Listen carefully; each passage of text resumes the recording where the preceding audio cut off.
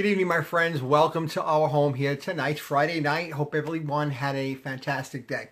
I just wanted to, for the most part, I wanted to follow up with what we talked about yesterday because I think it's the single most important concept that you need to understand what happens inside here when you're looking to make some changes. Hi, MJ. How are you? I see you on here. It's some important things happen when you make some changes. So I'm going to go through some notes of what I took yesterday, what I talked about yesterday. Hey, Pedro, how are you? We talked about knowing yesterday. We talked about versus believing. Knowing something versus believing something is critical. It's very, very important that we know when we're setting out to accomplish something that we know it's done. We just know it. You might not have proof of it. Hi, honey. You might not have proof of it, but it's a knowing. Like today was a great day. I mean, MJ made a fantastic meatloaf. I worked hard on some other things. She took care of all of that for me. I had a great meal. And now I'm basically enjoying a Friday night glass of wine. This is a transcend. It's a blend. Anyway, so we have a great life. But when things happen, when I'm looking to move and shift in a different direction, let me tell you something. We all go through this. I go through this. Hi, Diane. It's important that you understand what's happening in your mind. Your X factor versus your Y. Don't let your X block your Y. I think this is a great way to present this concept.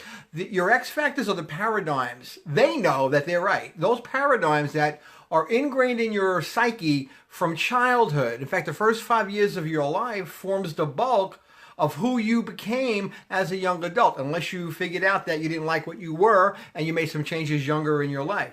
But those paradigms sit there. There's walls that have built up over the years based on your experiences and the reinforcing behaviors that basically said, yeah, that paradigm is right. That paradigm is right. Extremely important. Hi, Debbie. Hi, Diane. So it's the condition that resonates and vibrates and echoes back and forth in our skulls whenever we're involved in something in life. You don't even know what's happening. It's the operating system. It's the software running in the background. It's just as important and just as influential as those internal signals that create your heartbeat and cause you to breathe. I mean, you're not thinking about breathing right now. I hope you're not. You're not taking a breath saying, okay, let me beat my heart once.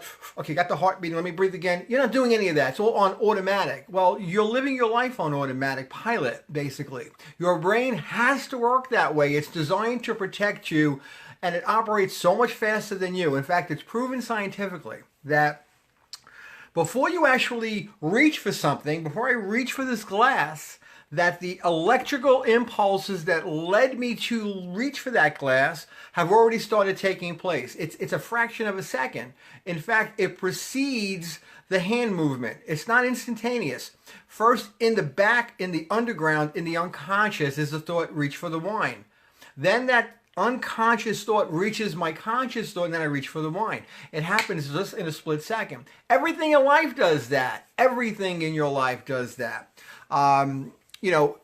It stays there running in the background until something happens, until you maybe decide to make some kind of a change. That's when it rears its head up and says, whoa, wait a minute. What are you looking to do? What's happening here? You're thinking of something new. As soon as you think of something new, a new direction you want to go in, that's the why factor coming into play, thinking, I'm not happy with the direction that my life is going in right now. I think I want to make some changes. I think I want to get a new job. I think maybe I want to go back to school. Maybe you're an older adult and you want to go back to, night school. The X factor is going to rear its head up and say, wait a minute now, you can't do that. It's the voice of reason. It's going to throw out some scripting that it's already used hundreds, if not thousands of times in your life. And it's thrown those scripts out there to back you away from making any kind of change, because you can't change. You don't want to rock the boat. You want to row the boat steady. That's exactly what it does. So it remains there all this time. Now, a little note here. If you're tired of the way you're living, if you're frustrated with the direction your life is going in, and those thoughts start to come into play, then you're going to end up pushing against that X factor. See, the Y factor is standing at the door, the X factor is on the other side listening, and you're knocking on it. You're knocking on it. And the X factor is not even going to answer. But here's what happens. As you continuously knock, an argument's going to start. And the argument's going to be, you're wrong. You can't make any changes. Go away. I'm not answering the door. Well, guess what? That's not the way to be, right? You think you're right. You know you're right. You want this. This is something you want. Well, that's when your X factor is really starting to get into high gear, and now it's going to start becoming worried. And if you end up opening up that door and walking through, DEFCON 3 starts. It just escalates. It will start throwing out emotions and feelings that are the basis for how it created the paradigm. Fears, anxiety will start. You will start getting thoughts that are completely opposite of the direction that you want to go. You will absolutely start fearing what you're going through, what you're thinking about. That's the X factor kicking into high gear. It's dumping all this adrenaline into your system. It's dumping all these emotions into your system because it's the emotionalization of an activity that leads to the activity becoming real in your mind and in your reality, in the real world, right? So that emotional factor is extremely important. Hi, Evangelist Jerry. How are you? Frank, my buddy there. Rush, what's going on? How are you? I'm going to wave to you guys. Let me wave to you guys. How are you? Let me wave to one more. I'm going to wave to Debbie. How are you? And Diane. Okay, so I waved to everybody. All right, so again, every time you want to make a change, that X factor is going to kick in. It's not a good thing. Excuses will come up. Excuses will pop up. They're not going to be fear. You're not going to experience fear. It just doesn't work that way. You will never have a fear of, I can't quit my job. I can't go for that interview. It won't be fear. It'll be an excuse that says, you're going to fail anyway, or you're too old for that particular position, or you're not capable of doing it. I talked about the example last night with the advertisement that ran in the Daily News back in the 70s with two different jobs. One was for $50,000, one was for $25,000. It was the same job, the same job description. You know what happened? 5 times the number of applicants applied for the $25,000 job than for the $50,000 job. And it wasn't because the jobs were different. It's because of the mindsets of the people that were applying. They did not see or believe that they could even waste their time going for the $50,000 job. And hence, they lost out. They didn't apply for it. That's a mess. I want you to reject that fear. I want you to reject that mess. I want you to reject that reaction, because when you start fighting back against the X factor is still there. It can't hurt you. It's just there running that software, like a computer. It keeps running. It's going to do what it's supposed to do. I'm going to read something to you here real quick. This was a psychologist that wrote this. I was always puzzled by the fact that people have a great deal of trouble and pain when they're forced, or they feel forced to change a belief or a circumstance that they hold dear. So something that's outside your mainstream, it's going to affect you. And there was a Canadian study that was done here it proved that when you're forced to create and change a basic belief in something that you've been believing all your life, when you're forced to change it, there's a major chemical reaction in the brain, and the brain undergoes a series of nervous sensations equivalent to the most agonizing torture. Does that sound familiar to anybody?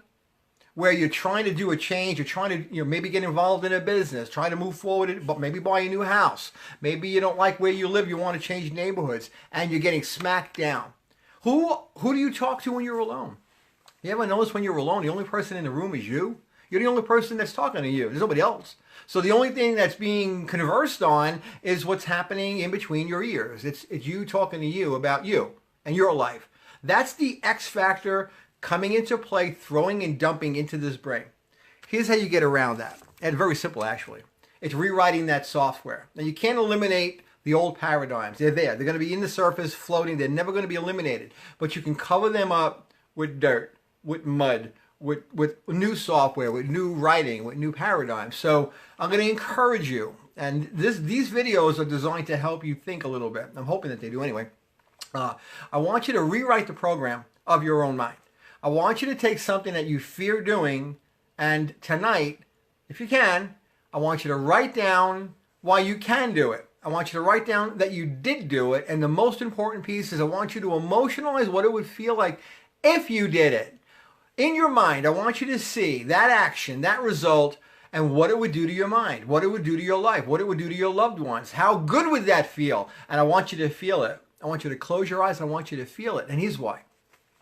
By emotionalizing the new paradigm, you're going to create a new paradigm. You're going to create a new thought, a new direction, and then you're going to execute that. It's not going to be easy because you're climbing out of a web, basically, right? It's not easy to climb out of a web. If you have a big web, you can't get through it. Like Spider-Man, right? You can't do it.